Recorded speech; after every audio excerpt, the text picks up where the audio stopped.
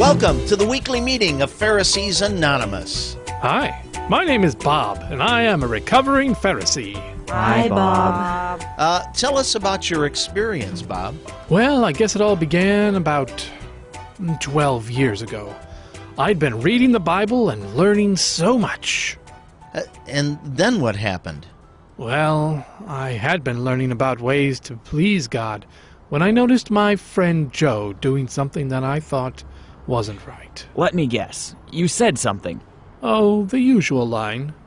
I can't believe you can call yourself a Christian. I wouldn't be caught dead doing something like that. Ouch.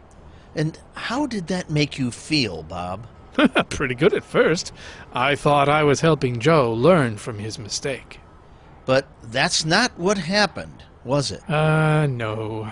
He gave me a dirty look, and then he just stopped talking to me. I think we can all agree that once a person gets a taste of self-righteousness, it's hard to quit. Yes, that's right. You said something. Yep, been there. I'd say you're onto something there. You're so wise. Boy, you got that right. Let's hear from someone else. Hi, I'm Sheila, and I'm a recovering Pharisee. Hi, Sheila. Sheila. I've had a bad week. In fact, less than an hour ago, I found myself feeling self-righteous because I hadn't spent any money at the mall, while my friend Lisa practically maxed out her credit card. I wouldn't doubt it if she and her husband Jim have to go through bankruptcy the way she spends. I mean, it's hard to fathom what is going on in her mind. Why, I'd never do something like that. I would... Sheila? Yes? What are some of the warning signs outlined in the Phar-a-non handbook? Let's see. Being critical to others. Go on. Pointing out faults, both to the person who has committed the error, as well as making it known to others. Anything else? Feeling superior to the person in whom you find fault. Oh, looks like I blew it again. This has really been a bad week for me. It's not wrong to recognize error in other people, but what happens to recovering Pharisees is that they forget to confront the other person with an attitude of love, looking for ways to show how much care is felt for the other person. People like us who find it easy to be self-righteous will mask our disease with phrases like sharing in love and asking for prayer for a friend. Now, while those phrases sound spiritual, they often serve as a means to gossip about someone else while attempting to make ourselves look better. That is so true.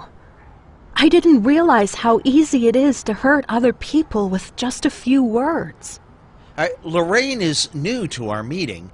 Lorraine, tell us about yourself. Well, my name is Lorraine, and this is my first meeting. I guess you could say I've been a Pharisee all my life. It's a sickness I'd like to recover from. Welcome, Lorraine. Thanks. I had always heard Christianity is full of hypocrites. And I guess it is, because I've gone to church all my life and only recently came to understand that the words I spoke caused a lot of hurt.